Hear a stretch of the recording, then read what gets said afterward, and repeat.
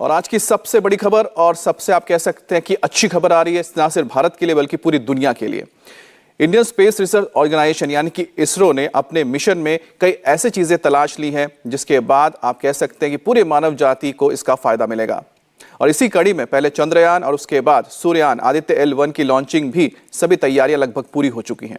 वहीं चंद्रमा पर रोवर एक के बाद एक कामयाबी हासिल कर रहा है। इसरो ने ट्वीट किया कि चांद पर प्रज्ञान रोवर को ऑक्सीजन होने के सबूत मिले हैं। प्रज्ञान ने चांद की सतह पर सल्फर भी खोज ली है।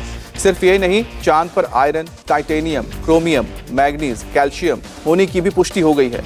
चांद पर रोवर लगातार अपने मिशन में लगा हुआ है और अब रोवर प्रज्ञान चांद पर हाइड्रोजन की तलाश कर रहा है।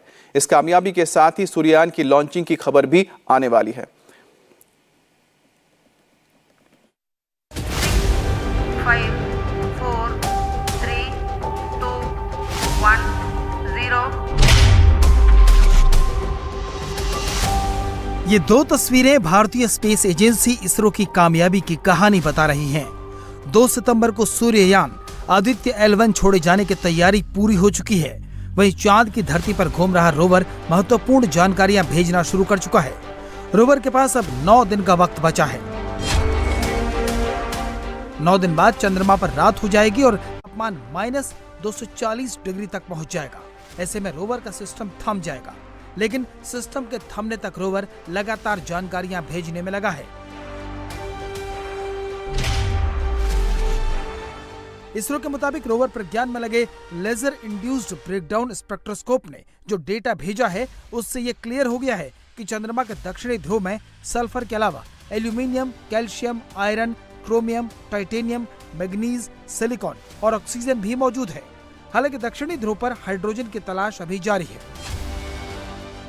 रोवर प्रज्ञान चांद पर जीवन की संभावनाएं तलाश रहा है तो इसरो का नया मिशन अब सूरज की ओर बढ़ने को तैयार है।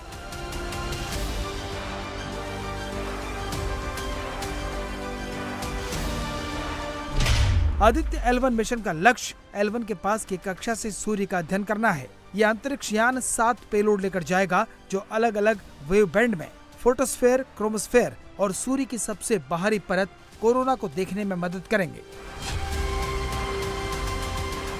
आदित्य L1 में एक खास उपकरण लगा है। इसका नाम है विजिबल एडमिशन लाइन क्रोनोग्राफ। इस पेलोड को इंडियन इंस्टीट्यूट ऑफ एस्ट्रोफिजिक्स के वैज्ञानिकों ने बनाया है। इसका काम सूर्य के भीतर से उठने वाले सोलर तूफानों का अध्ययन करना है।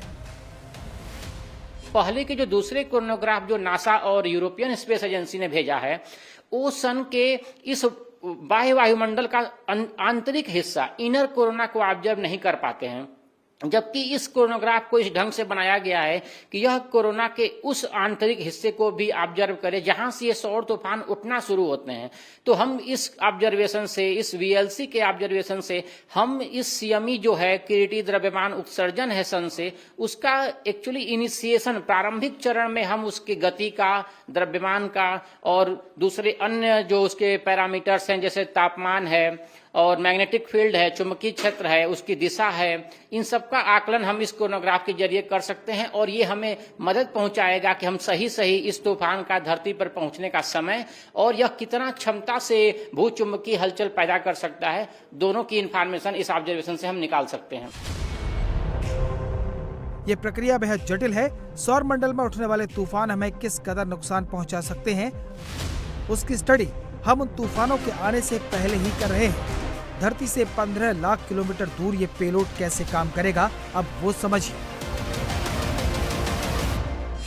तो यह एक्चुअली ऑप्टिकल डायग्राम है, मतलब ये इसमें इस VLC पेलोड के अंदर जो भी लेंस और दूसरे असेंबलीज हैं, जो इन छोटे छोटे ऑप्टिकल एलिमेंट्स हैं, वो सारे का स्थिति यहाँ दिखाया गया है। सबसे पहले इस इंस्ट्रूमेंट में VLC में लाइट एक्चुअली एक इंट्रेंस अपर्चर से इंटर करेगा और एक सबसे पहला ये लाइट टकराएगा प्राइमरी मिरर से और वहां से यह परावर्तित होकर दूसरे मिरर तक पहुंचेगा और यहाँ पे इस दूसरे मिरर में एक छोटा सा होल है जिसका साइज ऐसा है कि यह सोलर डिस्क की जो लाइट है उसको यहाँ से बाहर कर देगा और केवल जो सूर्य का बाह्य लेयर है, कोरोना है, उसकी ही लाइट को फिर रिफ्लेक्ट कर रहा है और ये फिर दूसरे अदर ऑप्टिकल एलिमेंट से होते हुए यहाँ पर व्हाइट लाइट में 5 एंगस्ट्रॉम के वेवलेंथ में यहाँ पे कोरोना का इमेज लिया जाएगा। पहला इस इंस्ट्रूमेंट का जो सबसे खास है कि यह व्हाइट लाइट में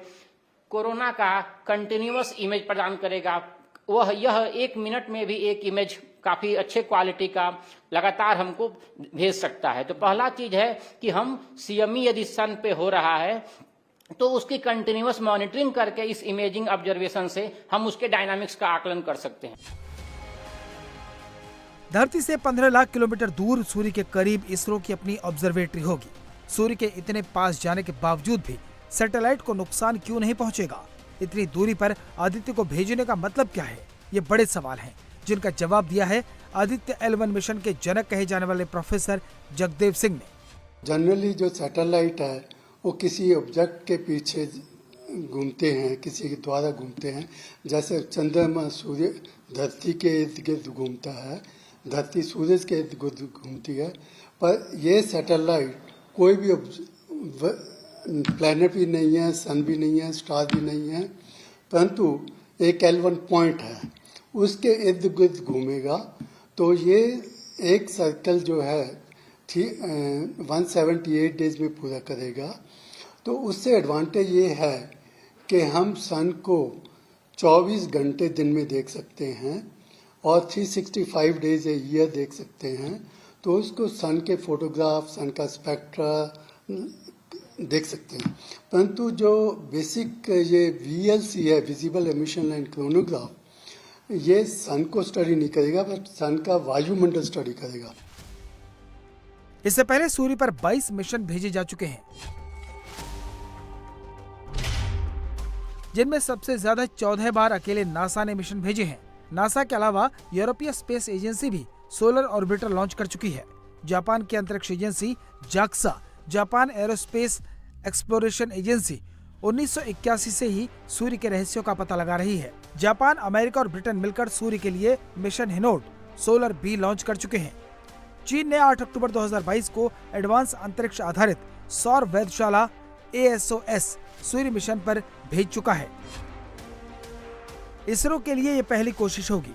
2 सितंबर को सुबह 11:50 पर श्रीहरिकोटा के सतीश धवन स्पेस सेंटर से आदित्य L1 उपग्रह को लॉन्च किया जाएगा। जब सोलर फ्लेयर्स होते हैं, कोरोनल मास इजेक्शंस होते हैं, तो जब कोरोनल मास इजेक्शंस होते हैं तो हाई एनर्जी चार्ज पार्टिकल वहाँ से अमिट होती हैं। जब वो धरती के एटमॉस्फेयर में पहुँचती हैं तो वो एटमॉस्फेयर को डिस्टर्ब कर देती हैं। तो they can destroy your space weather also. जैसे सैटेलाइट्स हैं, ये हैं कम्युनिकेशन सैटेलाइट्स हैं, उनको डैमेज कर सकते हैं। पर अगर वो और भी स्ट्रॉन्ग होती हैं तो इलेक्ट्रिकल ग्रिड्स को डिस्ट्रॉय कर सकती हैं, जहाँ सिमिलर इंस्ट्रूमेंट्स, क्योंकि वो चार्ज क्रिएट कर सकती हैं। अगर चार्ज क्रिएट करती हैं, इलेक्ट्रिकल ग्रिड होती है, इलेक्ट्रिकल ग्रिड डैमेज होता तो आपकी अप्लायंसेस वो ग्रिड डैमेज हो जाती हैं। तो इन सब को ध्यान के रखते हुए ये स्टडी बहुत ही ज़्यादा इम्पोर्टेंट है। घड़ी की टिक टिक शुरू होने वाली है। 2 सितंबर को भारत का ये महत्वाकांक्षी यान अपने मिशन पर निकल जाएगा, जो 127 दिन बाद अपने टारगेट पर पहुंचेगा।